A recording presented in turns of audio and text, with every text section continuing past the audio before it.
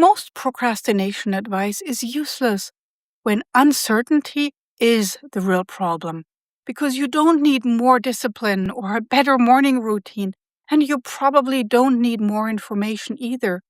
You need to stop seeking proof that cannot exist before you act. I know this because I've spent an embarrassing amount of time preparing to make YouTube videos versus actually making YouTube videos. I research topics, I change the titles, I rethink the strategy, I make new pictures. I try to work out what the algorithm wants, but there is no missing piece of information here. I simply want to know that the video will work before I post it, and that is impossible. So today I want to show you why the need for certainty can make highly capable and smart people like you and me freeze, and why doing more research can sometimes be the very thing keeping you and me often stuck. So let's stick to my personal example. So I want to become somebody who posts videos more regularly, but I'm still more naturally a researcher than a content creator. I know how to find and analyze research papers. I'm also really good at joining a research project where academics generally are expected to work for free and work a lot, and often we're not even part of the contributing team. So yes, research is very much my natural habitat. What I'm still learning is how to turn that research into videos that people like you actually click and continue watching. Because my success does not depend on whether my trainings are good or the science is useful. It also depends on stuff like titles, thumbnails, click-through rates, editing, and some understanding what YouTube might want from me. And this can be very frustrating. And look at me, I'm clearly not Mr. Beast. My videos are not yet performing the way I would like them to. I don't know yet what exactly will work. That makes it very easy for me to delay recording, and I can research another topic, watch another video about YouTube, change the title for the 18th time, and I can spend a full day working on my YouTube channel without recording a single YouTube video. And that is why this type of procrastination is so difficult to recognize. It looks like work, but it avoids the one thing that could give me useful information, that is, publishing the video. If you are new here, I'm Gwen Bach. I have a master's degree in applied neuroscience. I'm an ex-therapist, and I run Applied Brain Lab, where I look at how modern environments affect our decisions and behavior. And today we're here looking at what happens when your brain wants certainty that simply doesn't exist. In psychology, this is often studied as intolerance of uncertainty. And most people prefer to know what is going to happen. I do. The problem begins when not knowing becomes uncomfortable enough so that you start organizing your behavior around making that feeling stop. You research, check, and delay.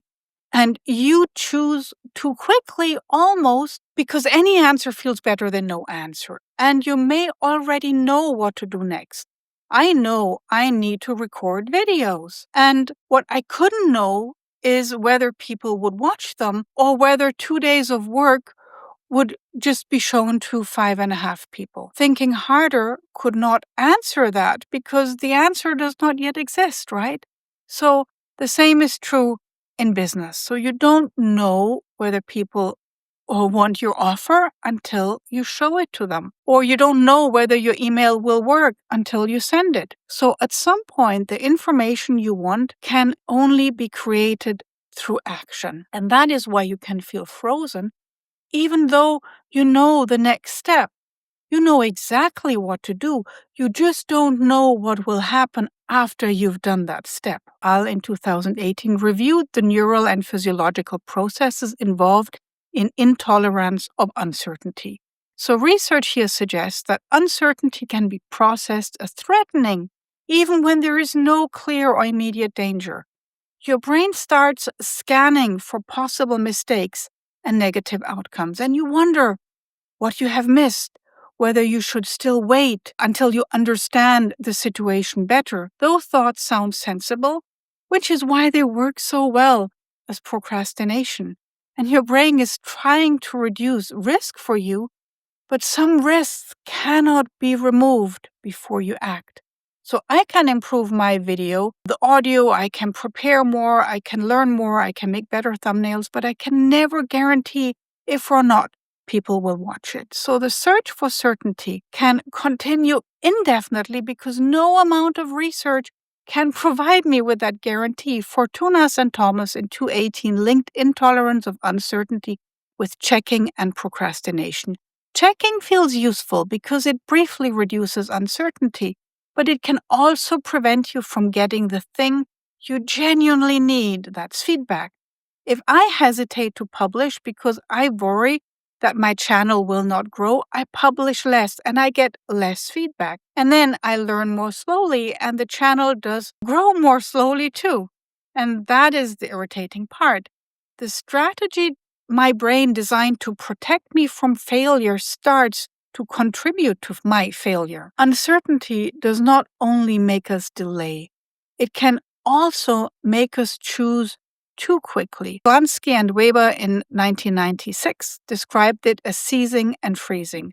And when not knowing becomes uncomfortable, we seize an explanation that gives us some relief, and then we freeze around it, and it becomes less open to information that would make the situation certain again. On YouTube, 3 videos that do not perform well can suddenly feel like proof that the entire topic is wrong. So you can change direction before you have gathered enough information to know anything useful. And I definitely know this pattern. One video underperforms and my brain immediately wonders whether I'm simply too boring, too science nerdy for YouTube, or I should move to the Himalayas and communicate through handwritten letters with my loved ones. Realistically, one video usually tells us very little, but I don't know yet is really uncomfortable. So the brain tries to turn a small amount of information into a definite answer for me. I recently saw a business owner on Instagram say that instead of running her business, she now has to become a content creator. And yes, exactly. It resonates with me. People may have started a business to sell ice cream or deliver excellent neuroscience trainings. Now, part of their success and mine depends on how well I package the work and perform on Instagram, LinkedIn, and YouTube. Being good at the actual work is no longer enough, and content creation gives you incredibly noisy feedback. You can spend 2 days creating something useful and get almost no views. And then somebody posts something they barely thought about, and it reaches 500,000 people, and it's even pseudoscience. So there is no clean relationship between effort and outcome. And that makes it very difficult for the brain to learn what works. And when feedback is unclear, research and strategy feel safer than publishing means handing your work over to the internet and seeing what happens, which is, of course, a famously soothing experience, right? Before we get to the practical part, I've created a free decision environment assessment. And it's a free tool. It helps you identify where cognitive load, friction, and your current environment may be making your decisions harder than they need to be.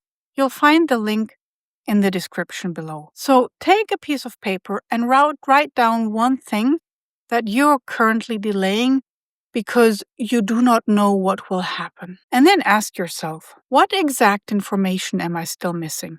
And be specific. I need to know whether it will work is not an answer. Nobody can give you that information in advance. And you may genuinely need to know the price or understand a legal requirement or know if your video will work. Those are specific questions you can answer, but you cannot identify the missing information because you may no longer have an information problem. You may be trying to make uncertainty disappear. And then ask what action could give me real feedback. So for me, it means recording and publishing a video. For you, it might mean speak to one potential customer or sending the job application or testing an idea on a small scale. This here is not about making reckless decisions, definitely not. It's about noticing when further thinking is no longer changing what you do next. And at that point, action becomes part of the thinking process. You act, and the result gives you something real to work with. It gives you feedback. So I don't need to know in advance which YouTube video will work, because I just need to create enough videos to have something real to learn from. And yes, that means pressing record, pressing publish while I'm still uncertain. And that is the part none of the research can do for me. And in the next video, those are 3 videos, I want to separate uncertainty from lack of control, because the brain is often not looking for certainty itself. It is looking for evidence that our actions still matter. And that distinction may help explain why modern life makes so many capable people feel frozen. Thank you so much for watching, and I'll see you in the next video.